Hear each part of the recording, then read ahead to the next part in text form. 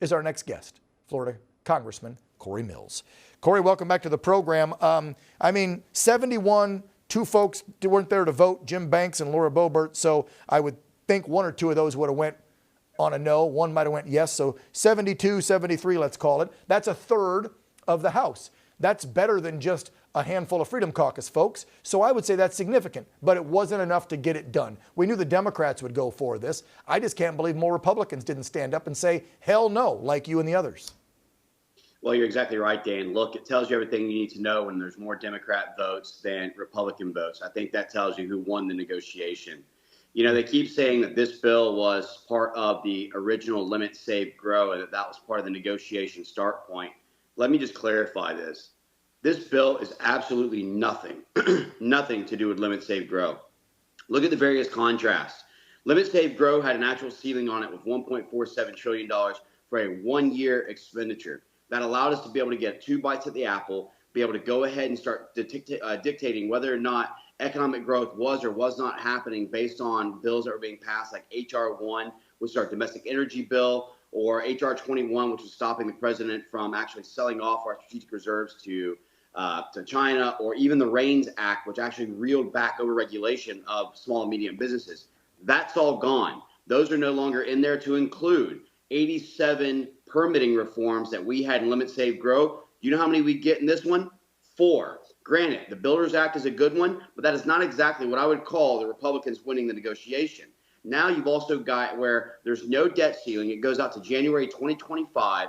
It's got a pay-go system in there, which they act like that's going to stop it. Let me clarify something for the American people. The pay-go system can be waived by the OMB director for 2 reasons. And guess who OMB director works for? He works for President Biden. So why would we think in a million years that this isn't going to continue to increase past the $4 to $6 trillion mark in the next 2 years? Now, let's go a little bit further now. Let's dig into the details. They've got a welfare socialist reform program that will increase the number of people who will actually go onto the program. Now, does it have a couple of good things like work requirements in there where every able-bodied man and woman will have to work 20 hours a week? Sure it does. But it also sunsets in 2030, meaning that you're increasing the amount of people who can come on, but they're not going to have those same work requirements by 2030. So this all falls apart. This has no fiscal ceiling whatsoever, so it's the Fiscal Irresponsibility Act. It has no semblance of the Limit, Save, Grow capabilities. It doesn't have any of the clawbacks. Again, in the Limit, Save, Grow, we had $1.2 trillion in clawbacks on a $1.47 trillion bill. This tells you that out of $80 billion being allocated for the IRS, we negotiated $1.35 billion back. And then, we're going to also cut or reallocate $10 billion a year. Okay, so let's put that into perspective. Let's say that we get $21 billion out of the $80 billion. That just means they have $60 billion. That's more than enough to hire the 87,000 deep state IRS agents to come after the middle class once more at 3.5 to 5 times the rate that they do after the rich. And so where did this bill actually save Americans money? Where did this bill get us to economic prosperity? Where in this bill is an semblance of the actual bill that we approved in the House, which is a Limit, Save, Grow? It doesn't. Bottom line, this is like filling the balloon with helium. It looks good at the party, but it's a sad disappointment the next day. I think a lot of people had high hopes that Kevin was going to follow through, because I remember him coming on, and we should have pulled the clip on this program at the end of January after he finally got approved after those days of back and forth. And he said one of the main things he was going to do is make sure we defunded those IRS agents so they couldn't be coming after common folk in this country. And then you fast forward 4 months, and here we are.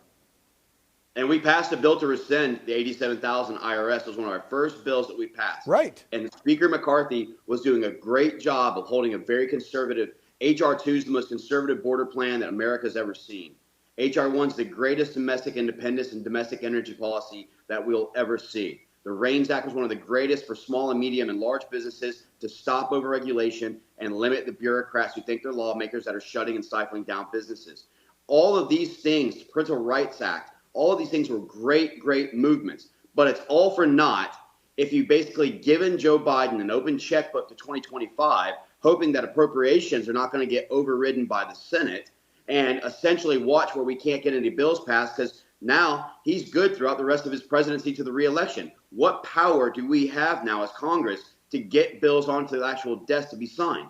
We don't. We've lost that. That's one of the things that helped us in the D.C. crime bill, is that we knew that this was upcoming when it came to the debt ceiling. So in my opinion, this is a huge loss. I think you're exactly right when you talk about the fact that this is not just House Freedom Caucus members. These are staunch conservatives who believe in saving the country, not saddling our actual children and future generations with another $4 to $6 trillion in additional debt with no economic plan to actually grow GDP.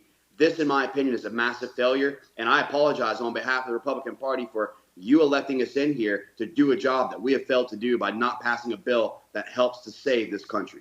Well, Corey, I think your constituents will see this interview and think twice. They're going to keep you in, but they'll be thinking twice about the other folks when it comes to people that voted yes on this bill. I just can't believe that Kevin and the others that signed for this tried to sell this as a good deal when all of that was stripped. And the whole thing was, I remember when y'all took office, it was, we've got the purse strings now and we'll be able to pinch them.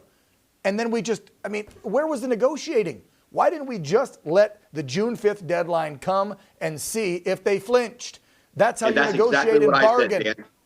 That's exactly what I said, Dan. I said, let the actual date get closer. I don't believe it's June 5th anyway. That's why I also put my bill on the floor, which is the Back to the Table Act, which actually extends out for 1 week and gives all the obligation funding so that we could actually continue our negotiations. That bill was ignored. That's why I also came to the table and said, hey, listen, why are we not letting the Senate do its job? We passed a bill in the House. It's a limit, save, grow. Let the Senate do their job. If the Democrat Senate majority does not want to pick this bill up, let them default. The House has done their job, and the onus should not be 100% on us. And Schumer, he sat back laughing at the fact that we were either going to get rolled, as we did in this deal, or that we would fail to reach a deal, in which case he has plausible deniability in any of the failures. We should have allowed the lower and upper chambers to do their job in Congress. We passed a bill. It was on the White House and the Democrat Senate to do their jobs. Corey, I hope that the American people see this, don't lose faith in the party, and decide not to vote in primaries, not to get involved in 24. Yes, we need more people, because let me tell you, if we don't get more folks like you and the other 70 that voted against this garbage, folks, it's over. Like, seriously, we got to start paying attention. I don't know if y'all didn't fire up the phones and the emails enough to complain to these leaders, and maybe they ignored you. Maybe you did. But get active, get involved, and call your legislators, your senators, right now. Tell them this deal is bogus. Not that it'll change anything, but we have got to keep the pressure on. And we've got some great senators, Dan. We've got Senator Mike Lee and Senator Rand Paul and Senator Ted Cruz and others who have said this is a terrible bill. They will not support it. But look, to all the American people, we need staunch conservatives to not only continue to grow our majority in the House, but to take the Senate. Yes. And we need President Trump back in the White House in 2024 so that we can try and get the necessary course corrections to save this nation. Think of every empire. The Roman Empire fell at a point where it could no longer service the debts that it had accrued. We will get to that point if we continue with this fiscal irresponsibility. And so we need to have a structured Senate, House, and White House who has a plan to get economic growth and stop this out of touch, out of control spending that is happening in Washington today. Agreed.